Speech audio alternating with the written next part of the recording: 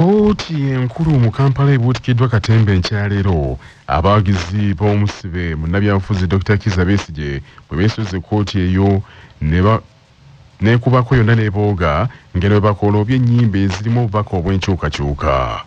Dr. Kizza Besigye ng'ali bumu ne Hajji Obedi Lutale olwaleero balabiseeko mu maaso g'omulamuzi Emmanuel Baguma okwewozaako ku musango gw'okulya mu nsi yaabwe olukwe. Wabula Kajjampuni abalagadde mu bwa Dr. Kizza Besigye bw'asimbye Nakakongo n'ategeeza nti agenda okwewolereza agguse bulungi ensonga ze zonna nga bwe zimuluma. Omulamuzi Baguma amukaliddemu n'amubuuza oba ddala bapuliida be abakulemberwa Martha Karua yabagobye Besigye kwe kumwanukula nti bannamateeka be yagize abayimirizaamu okumala akaseera asooka agguse ensonga ze. Embeera eno ereeseewo obunkenke bw'amaanyi mu kkooti. Omulamuzi Baguma bw'akalambidde nti tajja kugumiikiriza musibe oyo eyeewolereza ate ng'alina bannamateeka bamanyiddwa.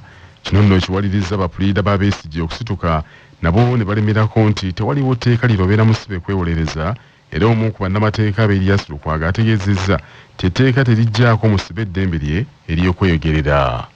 Justice Baguma byakoze olwaleero kikulaga nti twakyusa bizimbe okuva mu General Court Martial kyali kizimbe kirala naye kino kirala n'ebyambalo naye ebisigadde ebikolwa tewali njawulo naye nga Baguma eneeyisa gye yeeyisizaamu ng'olabira ddala alinga wa General Court Martial. Toyinza kuzibikira muntu bweru n'omugaata ajja kwogerayo kigambo na kimu mu kooti. Embeera nno bwetu bwebadde wabula gye biggweredde nga omulamuzi amaze okuwuliriza enjuyi zonna alamudde nti Dr. Kizza Besigye ajja kukirizibwa okuggusa ensonga ze mu kkooti wabula alina kuziteeka mu buwandiike so si kwogeza mmwa era nti obuwandiike obwo waakubuwaayo eri kkooti ku lunaku olwokutaano. Asuubiza nti ng'ennaku z'omwezi 8 Okitoba ku lunaku olwo lwennyini Besigye lwajja okuteekamu okusaba okw'okweyimirirwa. Bino byonna bizzeewo oluvannyuma lw'akaleega biki akabadde wakati wa bannamateeka ba Dr. Kizza Besigye n'omulamuzi oyo Baguma okumala ebbanga ddene nga bagamba nti tajja kuddayo nga bagamba nti omusibe yazirira ddala okudda mu maaso g'omulamuzi oyo nga bamulumiriza okuba ne kyekubiira. Ssenkulu w'ekitongole ekidduukanya ekibwa Kampala Hajjati Sharifa Buzeki atadde ku nninga avunaanyizibwa kuyoola kasasiro mu Kampala bamunnyonnyole ekibalwisangawo okumuggya mu bantu. Omusasi waffe John Musisi alina ebisingawo.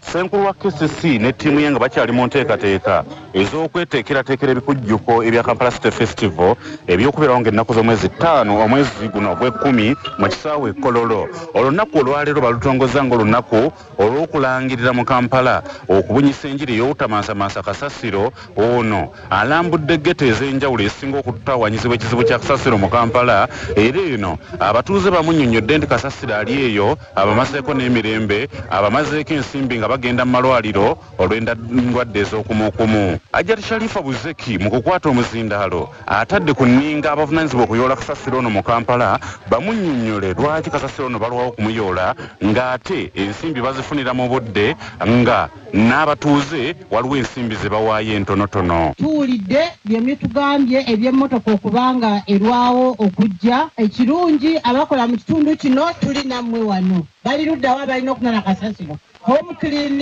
ali wano era ngenda muwa omuzindaalo akomitinge ennaku ze twamugamba okujja wano abenga alongoosa mu nkola bwe kibanga kituufu nti mulwawo kunona kasasiro kuba kasasiro bwalwa mu bantu ajja balwaza. Bano ebigambo bwe baweddeko abalagidde okweripootinga mu woofiisi ye bagende n'ebbaluwa entongole okumunnyonnyola n'okumutegeeza ekizibu ekibaleeteranga okulwawo okujja okukasasira ono mu bantu. Ye minisita wa Kampala Hajjati Minsa Kabanda ono asabye bannakampala olunaku nga luno baluwa ekitiibwa era tebakoma ku lwaleero lw'okwolutamansa kasasiro naye n'ennaku endala kasasiro tebamumansamansanga. Ku lwa 88 CBS FM Radio Lwasa Mayinja Monnanda gwe Musisi John.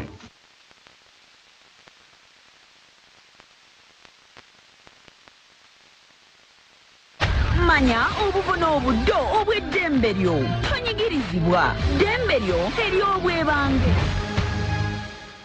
Akakiiko kano kalina okutuulako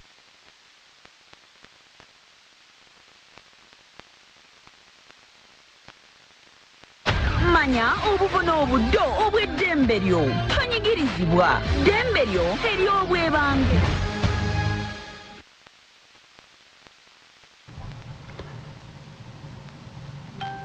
Weewaawo mu katundu kaffe kano manya eddembe lyo si buli muntu nti asobola okulondebwa kakiiko akavunaanyizibwa ku kugaba ekisonyiwo ekiyitibwa prerogative of mercy nga munnamateeka John Osapiri bw'annyonnyola.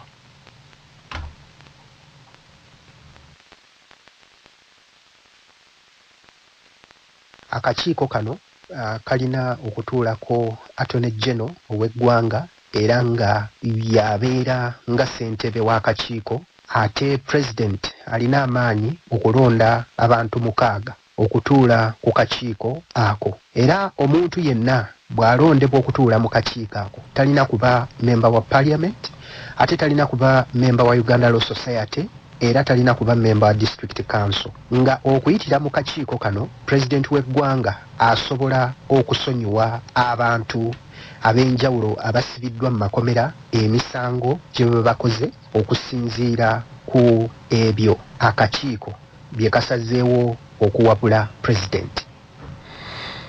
Omukulembeze w'ekibiina ekya National Unity Platform Robert Kyagulanyi Ssentamu alabudde abantu batambula nabo mu kunyiga akalulu obutakemebwa kwenyigira mu mbeera yonna eyinza okuyimiriza enkuŋŋaana zaabwe. Kinajjukirwa nti poliisi ya Uganda yalabudde Kyagulanyi olw'abawagizi abangi abatandise okumenya amateeka g'ebyokulonda tyandiwalirizibwa okuyimiriza enkuŋŋaana ze singa tebatereezaamu. Olwaleero Kyagulanyi atuuzizza olukuŋŋaana lwa bannamawulire n'alabula ttiimu gy'atambula nayo obutaabakuuma ddembe mwagaanya kukola kye baagala. Waliwo n'abamu ku mmwe abasiiwuka empisa ne muyisa ekyo ekintu kisobola okutufaananya obubi oba omu ku ffe oba abo ababa batwegaseeko n'abakozese kuba abalala.